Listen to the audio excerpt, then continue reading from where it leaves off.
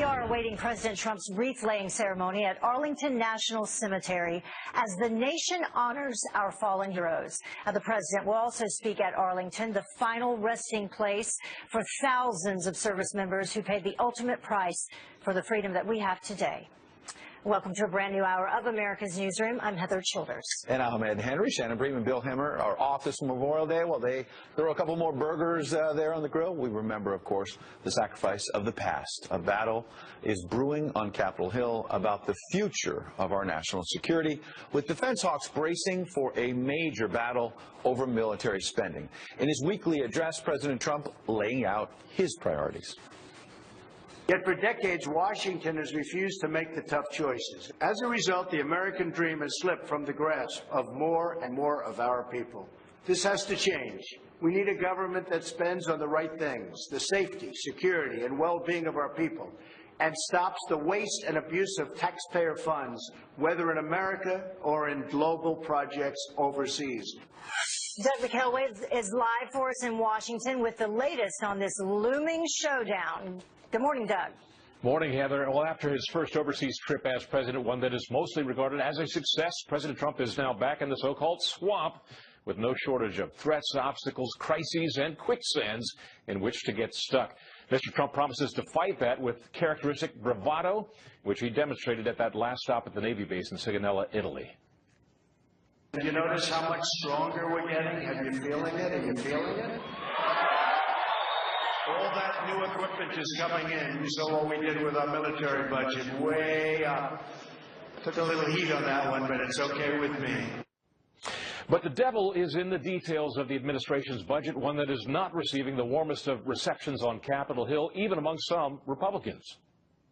It does not rebuild the military. It doesn't give us the ships and the numbers of personnel we need, the capabilities we need. It heals some of the readiness wounds, i.e., 60% of our F-18 aircraft are not flying for lack of parts, those kinds of things. But as far as really the buildup that the president promised during the campaign, no, my friends, no, it's not there. Indeed, the budget includes no new ships beyond what President Obama had planned, nor does it add any new troops nor airplane increases. Critics also add the president's expectations are unrealistic, seeking huge tax cuts while also promising to increase health care spending. Just last night, Mr. Trump tweeted, and I'm quoting, "I suggest that we add more dollars to health care and make it the best anywhere. Obamacare is dead. The Republicans will do much better."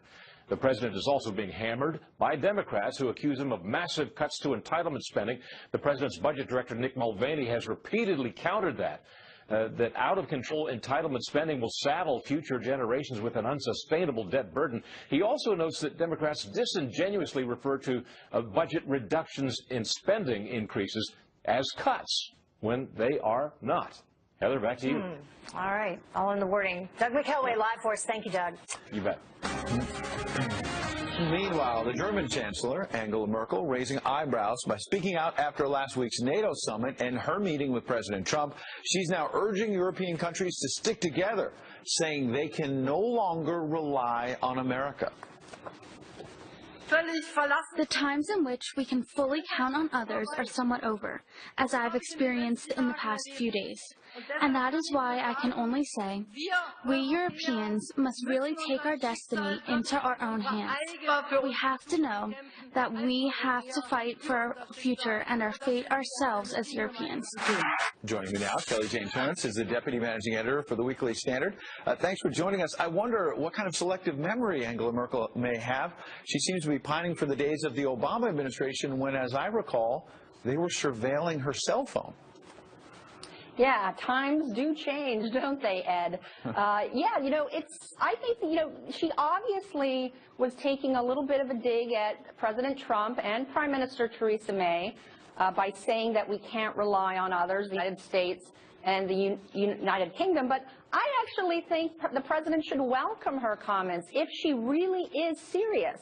And the rest of the leaders of Europe are serious about taking their destiny into their own hands. It really is time for them to step up and take a bit more responsibility for themselves and not relying on the United States, as they certainly have a lot in the past. Right, Kelly, it's interesting to me that the immediate reaction of the mainstream media has been that Angela Merkel is attacking President Trump when she says, in part, Europe should decide its own destiny. Well, hello, wake up. Shouldn't they have been doing that for a long time on their own? Why is America controlling their destiny?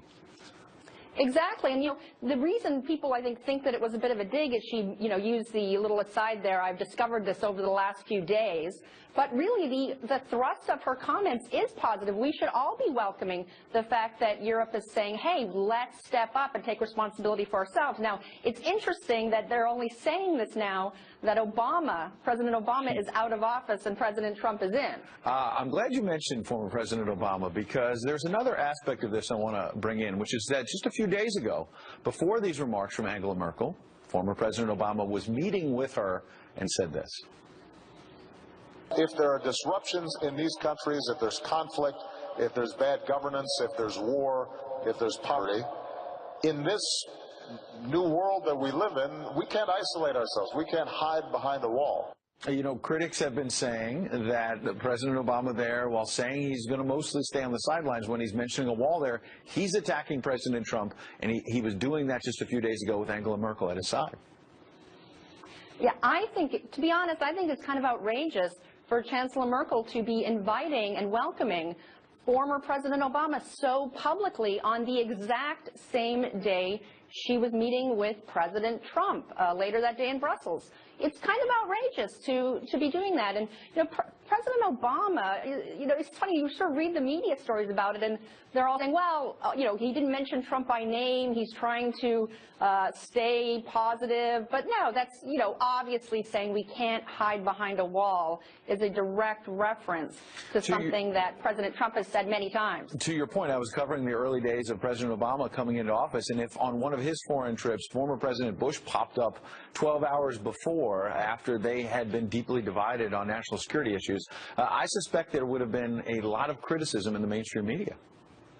There would have been. You're exactly right, Ed. Can you imagine, they say that, it's completely inappropriate for a former president to be taking the spotlight instead of letting his successor do his job. And I think President Obama has to recognize, hey, sorry, you're out of the spotlight now. You're no longer president. You need to step aside and let the president deal with other world leaders and let him have his chance to do what he said he's going to do. He may or may not do it. But President Obama has trouble giving up the spotlight. Quick last question. Face it. It's been widely suggested around the world, even President Trump's critics suggested this was a pretty good trip for him, his first foreign foray. Is it just a coincidence that all of a sudden this criticism is being piled on from Angela Merkel, who has been a strong ally of President Obama? It just seems odd that after a strong trip, all of a sudden there's this pile on. I think that no matter what happened on the trip, there was going to be a pile-on. President Trump is a very polarizing figure, and I think, people have trouble saying, there's a lot of things he's done, in my view, wrongly, not good ideas, but then he's done some things that have been successes, and we have to recognize them when they happen. And I think that there is, in the media and abroad, people just don't want to recognize that, hey, maybe this guy can sometimes do a good job, give a great speech, talk about the things that matter, like terrorism. You might note it when he does something right. Kelly Jane Torrance of the Weekly Standard, we appreciate you joining us. And Thanks, 4 months to go before elections in Germany as well, so keep that in mind. Well, France's new president, meantime, Emmanuel Macron, promising tough talk with Russia. Macron meeting with Russian President Vladimir Putin for the first time since taking office. It comes just weeks after his campaign accused Russian media of trying to interfere in their election. And Macron says that dialogue between the two nations is vital, but relations are tense as Moscow and Paris back different sides in the Syrian civil war. Meanwhile, another missile test out of North Korea.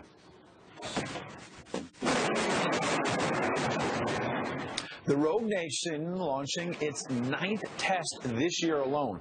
This one coming dangerously close to Japan. We'll have more on that. And we follow up on yesterday's tragic stabbing in Portland, where the 2 victims are being held as heroes. And Defense Secretary James Mattis, Mad Dog Mattis, says the U.S. military is preparing to ramp up the campaign against ISIS. Our next guest gives his take on the military's new approach. Our strategy right now is to accelerate the campaign against ISIS. It is a threat to all civilized nations. Search for answers continues after a massacre kills 8 people in rural Mississippi.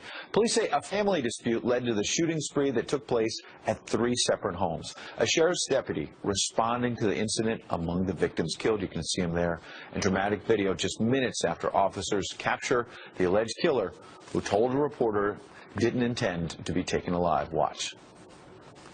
Somebody called the officer. People that didn't even live at the house. That's what they do. They intervene. They cost him his life. I'm sorry. So what's next for you? Bill.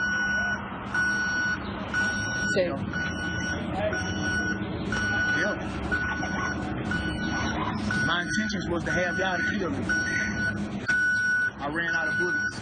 Oh boy, tragic scene. I ran out of bullets, he says. Investigators are now pursuing charges, but say it's too soon to speculate on a motive.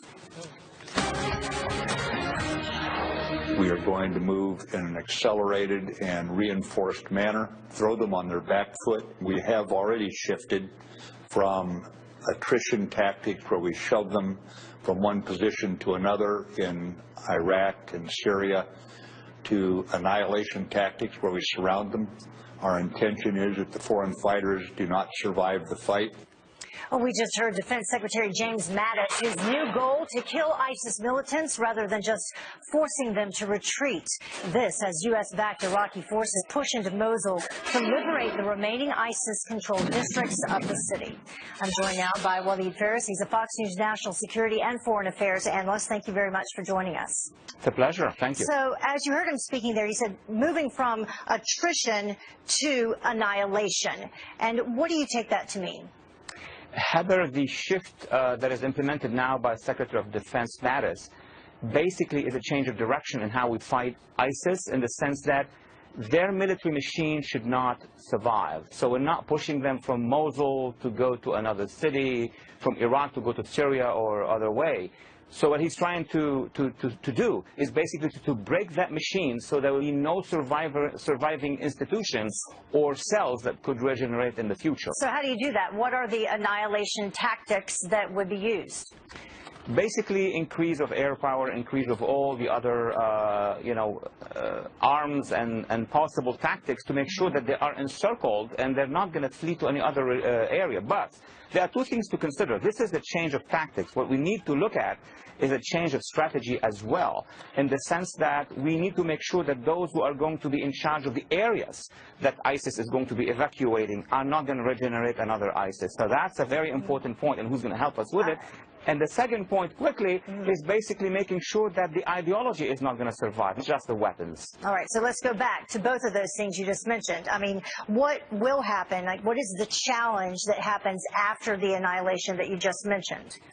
The first challenge that we've seen before, Heather, is what we defeated Al-Qaeda in Iraq a few years ago, and then we withdrew. What happened is that the Shia militias backed by Iran came in. It triggered an uprising by Sunnis that was taken into advantage by ISIS. So we're going to make sure that those going to be in charge in those areas are going to be local Arab, Muslim, Sunni, who are not going to be creating the environment for the next jihadi group. Yeah, but as you know, Waleed, all of this is a lot easier said than done, because we've been attempting and trying to do this. So what makes me think, or what makes us think, that it will be different this time around? It's to have the tools. Tool number 1 is to have enough troops on the ground to ensure that once those areas are evacuated, we are in control, and then we can bring in allies on the ground. And 2, to have coalitions. And I think the trip by the president to the region and the rise of that coalition, we heard of 34,000 troops ready to help us. This is the challenge. This is the test. And speaking of that, just quickly, let's listen to what the president had to say on that in Sicily. Listen. You are the men and women who make up the most powerful military in the world, and under my administration, as you know, you've seen it, right? Under my administration, stronger and stronger every single day. So exactly what you were just saying, and they have the backing of this administration. I want to move to a second point here, though. We've heard about bin Laden's son taking over leadership of al-Qaeda. What do you think that means for us? Look, if this was immediately after the death of bin Laden, I would say he could become a high symbol in the jihadi movement. He's going to become a high symbol, at least within al-Qaeda.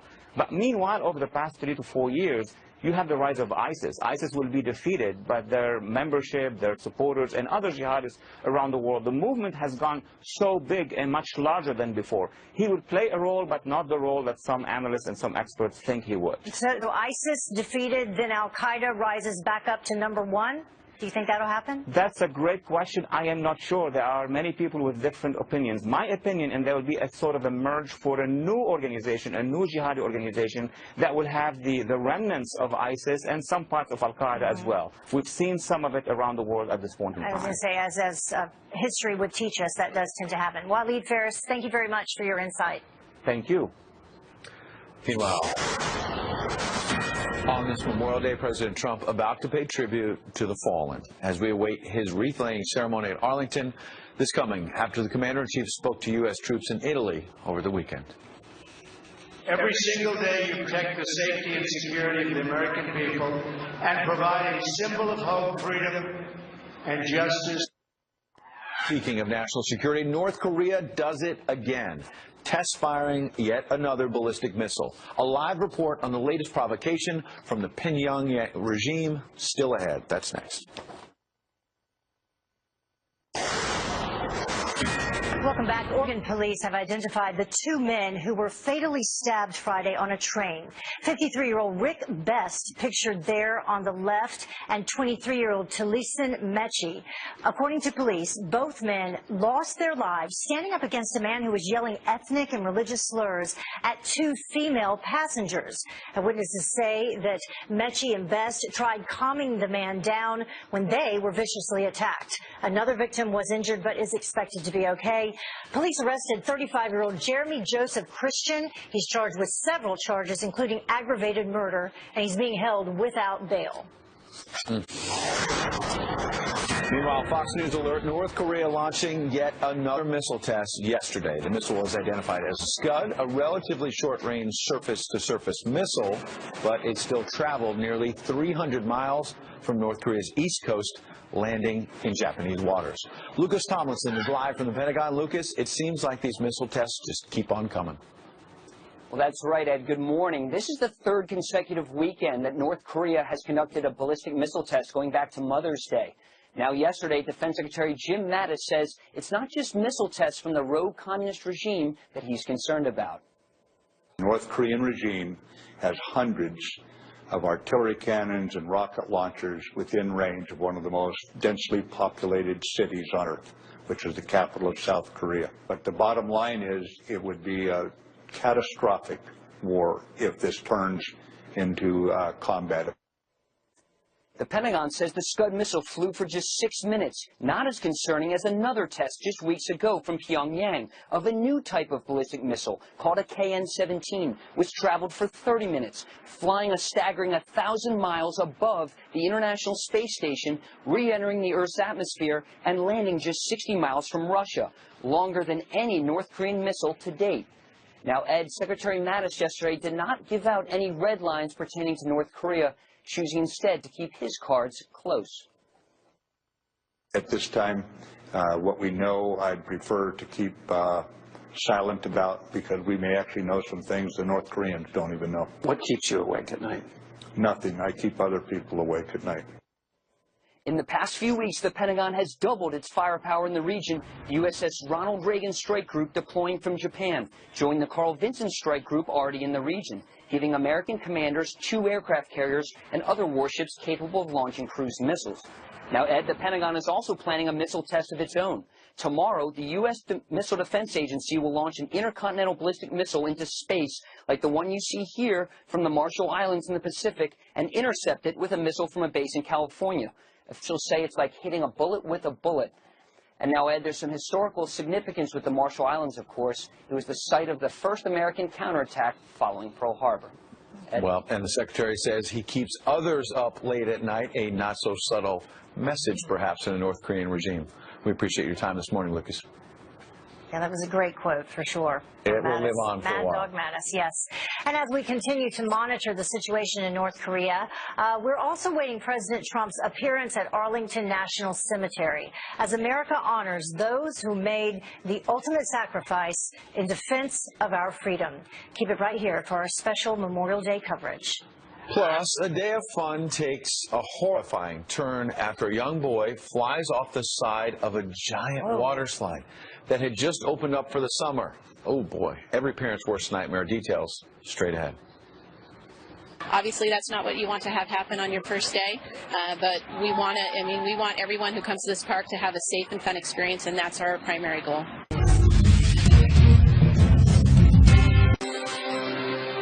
President Trump is about to leave the White House any moment now for Arlington National Cemetery as he prepares to perform one of the most solemn duties as Commander-in-Chief, laying a wreath at the tomb of the unknown soldier, part of a ceremony to remember the men and women who died fighting for our country.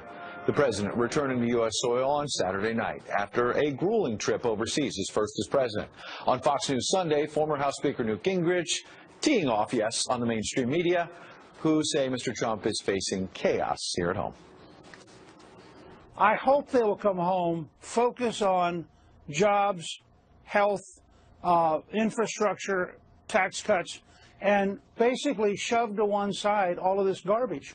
That was actually Fox and Friends. Did you get the idea? The speaker speaking out. Charlie Kirk is the founder and executive director of Turning Point USA. And Democratic strategist Jose Aristimuño. I mispronounced the previous one because I wanted to get that right, and I think I did. He's the former DNC deputy press secretary. Thanks for both being here. I want to start with you first, Jose. What is the deal with all of these attacks, one after the other, after a pretty successful foreign trip for the president? He comes home and immediately is back in the swamp.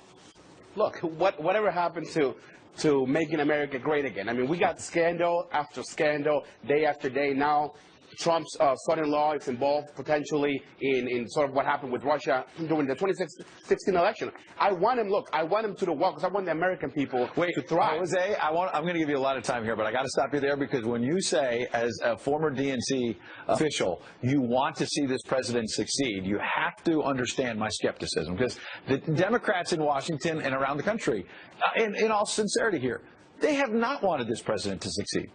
Look, we want him to succeed, but this is the thing, though. He tried to push a bill. Look, he tried to push through a bill, the so famous Trump care. It's not working. He hasn't even passed the Senate. He celebrated at the White House for what? If it hasn't even become a law. So what he's ought to do is let's improve Obamacare. Let's sort of get away from this nonsense about building a wall. Let's get away from the nonsense about the Muslim ban. That, by the way, court after court is saying that it is unconstitutional. Jose, you call all of those things, and I'm going to bring Charlie in a minute.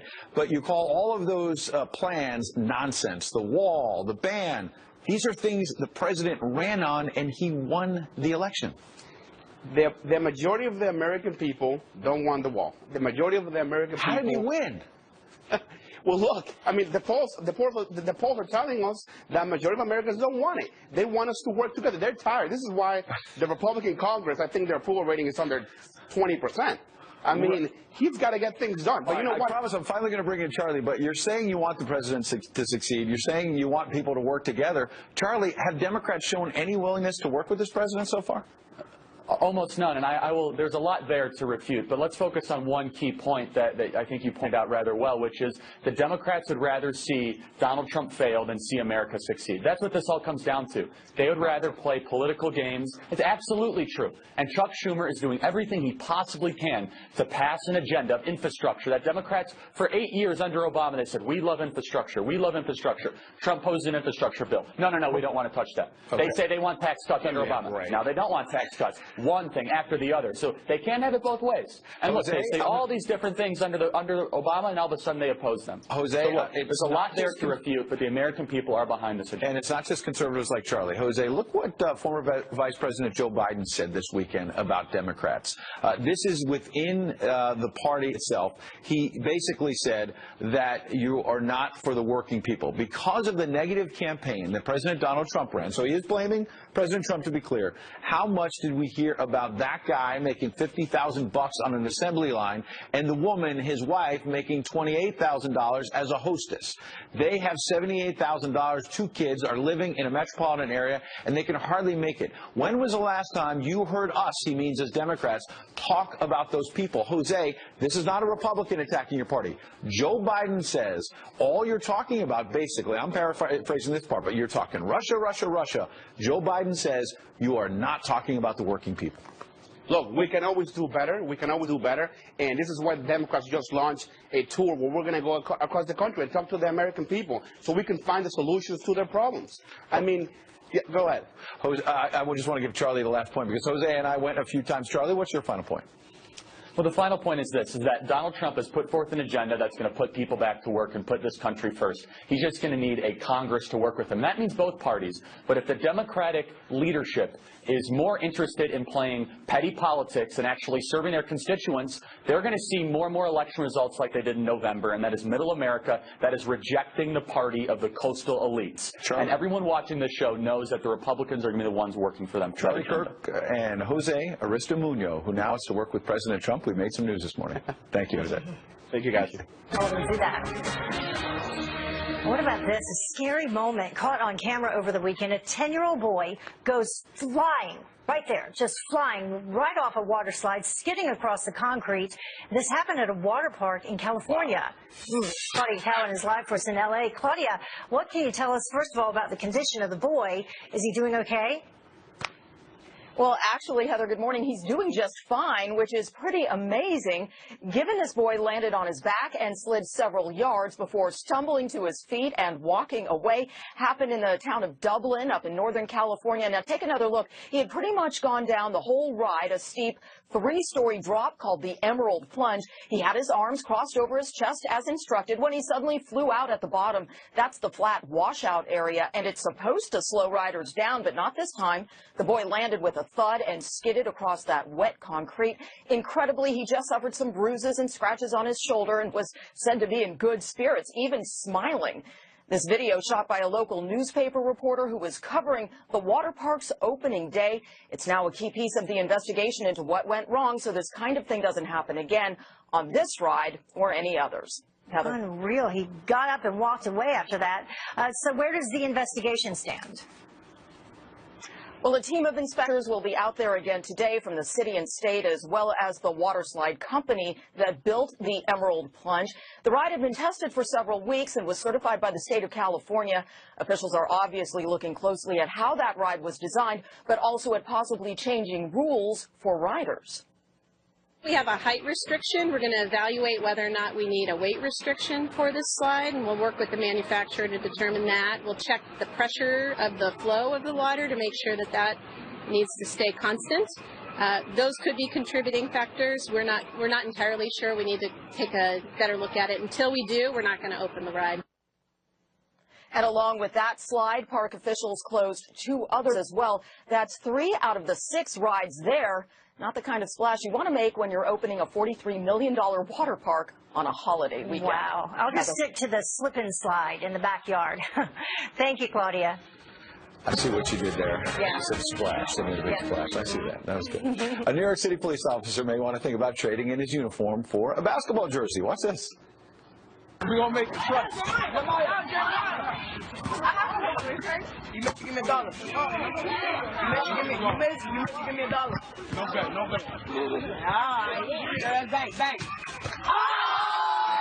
Oh, nothing but net. That's Officer Garthlet James making an epic shot from the sidewalk next to a Bronx basketball court. Spectators, as you heard, erupting in cheers as he drained it over that iron fence. You see it again there. And if anyone in the Knicks organization is watching, you may have found your next shooting guard. The Knicks actually, Heather, need a lot of help right now. Just have him out there as a special guest, him and the kids. Wouldn't that be great? And he's still doing his duty. Yeah. A New York police officer putting his life on the line for all of us. So that's what we should focus on, even more than the basketball. And we should show more opportunities like that with officers Good moments interacting. with kids, interacting with the community.